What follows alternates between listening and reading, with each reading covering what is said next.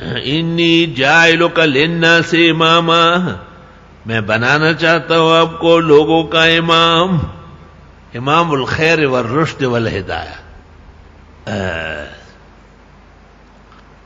روافض اور اثنا عشری کے امامت کا کوئی اور درجہ و مقام ہے، اور ان کے مفسرین محمد حسین طباطبائی نے المیزان میں، تفسیر قمی میں اور عیاشی میں بڑی ایڑی چوٹی کا زور لگایا ہے کہ امامت اور ولایت الفقی ثابت کرے، لیکن حقیقت یہ ہے کہ وہ اہل سنت اور عربیت سے نکل کر ہی ثابت کر سکتے، ورنہ نہیں۔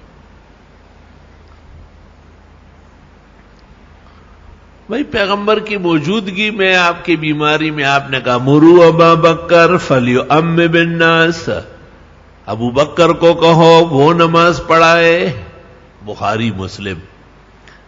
اور ایک طریق میں ہے اب اللہ ان یؤم بالناس الا ابو بکر، اللہ مانتے ہی نہیں کہ ابو بکر کے ہوتے ہوئے کوئی امام ہو جائے۔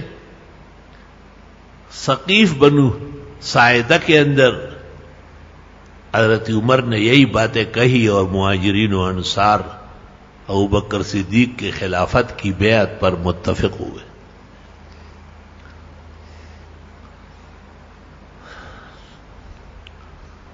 اور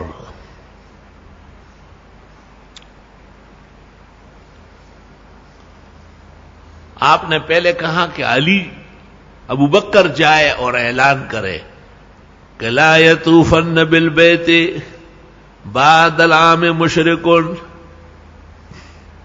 ولا یصلین احد عریانا او کما قال، لیکن پھر آپ نے فوراً ابو بکر کو روکا اور علی کو بھیجا۔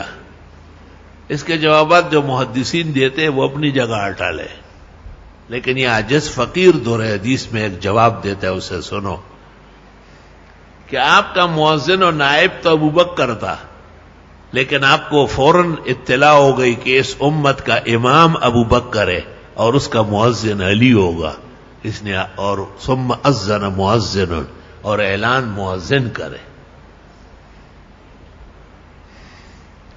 سمجھنے کی کوشش کرو، قیمتی بن جاؤ گے۔